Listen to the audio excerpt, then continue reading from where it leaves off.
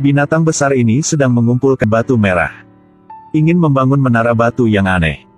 Tidak ada yang tahu tujuannya apa. Fawn penasaran mengintip pohon. Dia juga menemukan bahwa kaki binatang itu tertusuk duri. Fawn gangguan obsesif kompulsif. Ingin mencari kesempatan untuk mencabut duri. Dia diam-diam mengikuti binatang itu. Ketika binatang itu kembali ke sarang untuk tidur, langsung terbang ke samping. Lalu menggunakan kekuatan untuk tarik duri itu keluar. Tapi kesakitan membuat Groove yang sedang tidur memelototi Fawn dengan mata besar. Bagaimana sekarang, harus melakukan apa? Pura-pura mati. Tidak bisa. Tidak, harus menjadi kuat. Fawn terlempar keluar dari gua oleh raungan keras. Tapi dia tidak menyerah. Fawn gunakan batu untuk menarik Groove agar berdiri. Sangat cepat mengambil batu itu. Fawn ambil kesempatan itu. Akhirnya juga bisa ambil duri keluar. Tapi batu jatuh di atas dia. Bagaimana cara pun juga tidak bisa keluar. Saat ini Groove muncul di depan dia. Ternyata Groove hanya tertarik dengan batu merah aja. Fawn melihat dia angkat kaki. Jilat kuku. Lalu melihat Fawn. Dengan sombong berpaling pergi. Fawn ingin pulang ke rumah. Tapi keingintahuan membuatnya kembali lagi. Karena dia belum tahu. Groove kenapa kumpulin batu merah itu. Lalu semprot ke batu-batu. Lalu semprot ke batu-batu. Menumpuk batu di atas satu sama lain. Fawn hati-hati merekam tindakan itu. Karena ingin Groove menerima dia. Sengaja kumpulin bulu Groove membuat mantel bulu. Tapi Groove hanya diam. Tidak mau melihat Fawn. Sering hancurin rumah punya Fawn. Fawn mencoba bantu Groove ambil batu. Tapi Groove tidak menghargai. Dia melukis potret. Juga dihentikan. Garis-garis cahaya yang memancar dari tubuhnya menarik Groove. Pertama kali dia mendekati Fawn. Fawn mencoba bantu Groove kumpulkan batu lagi.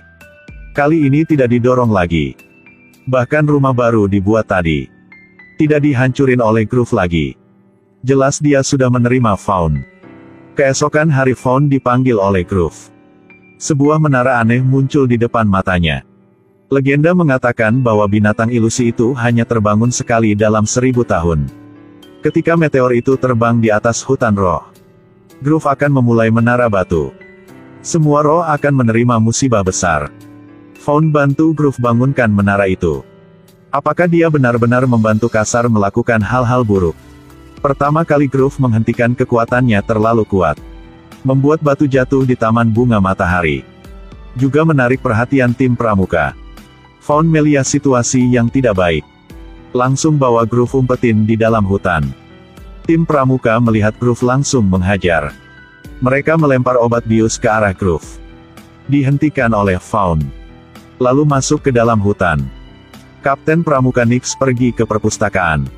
Ingin mencari dokumen sejarah tentang binatang itu. Di dokumen menuliskan bahwa ketika binatang itu muncul, Pixie Hollow akan ada bencana. Fawn ingin cari Ratu untuk menerima Groove. Tapi Nix datang duluan. Ratu berpikir Groove akan bawa bencana untuk Pixie Hollow. Dan Groove di luar mendengar dan secara spontan bersin. Untungnya Fawn pinter. Dia dan teman langsung bawa Groove pergi. Saat malam Groove sudah menyelesaikan menara batu keempat. Di malam yang gelap gulita, Fawn sedang tidur nyenyak di atas hidung Groove. Tiba-tiba bintang jatuh terbang lewat. Di kejauhan ada awan biru. Saat itu di dalam mata Groove juga berubah. Fawn bangun dan tidak menemukan Groove.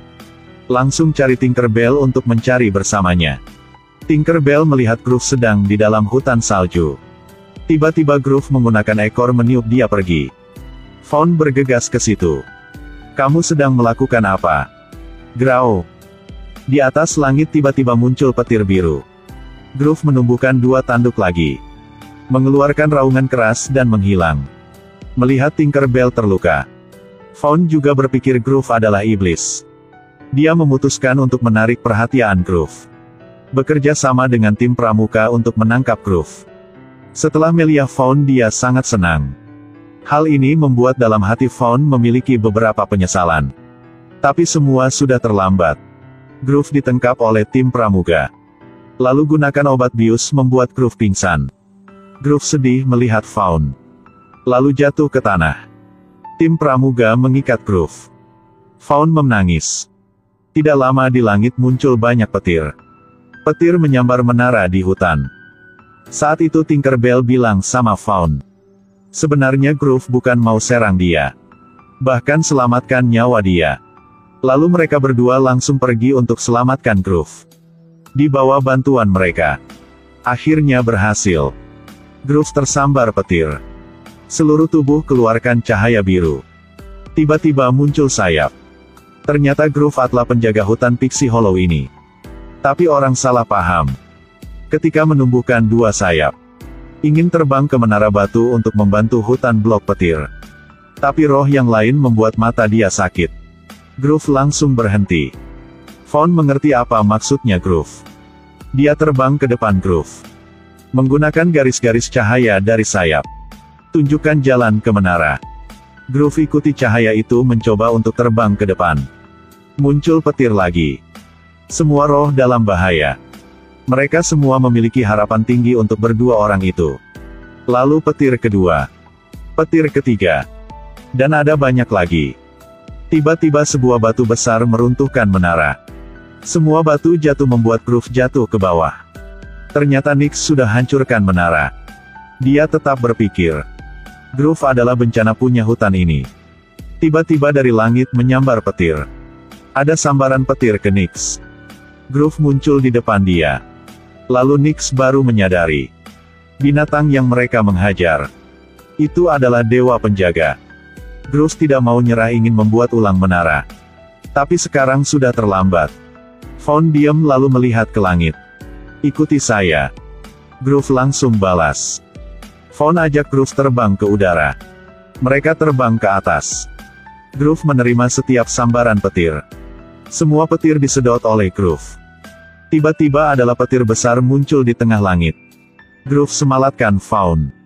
Dorong semua petir ke awan. Gelombang putih muncul di langit. Kembalikan kecantikan seperti biasa. Tapi Groove dan Faun sedang jatuh ke bawah. Roh yang lain langsung datang untuk bantu mereka. Tim pramuga juga ikut di belakang. Mereka berhasil selamtekaan Groove dan Faun. Faun sudah tidak bernafas. Dan Groove juga gerak sayap yang sudah hancur jadi abu. Berdiri dengan berani.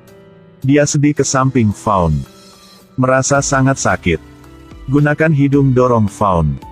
Groove menggunakan bulu yang kebal secara elektrik untuk sentuh ke Faun. Faun pemulihan dengan cepat. Setelah pertemuan singkat, Groove juga kembali ke gua dan mulai tidur dalam ribuan tahun lagi. Dia akan selalu melindungi hutan Pixie Hollow ini. Dan perpisahan dari Groove dan Faun ini adalah selamat tinggal selamanya.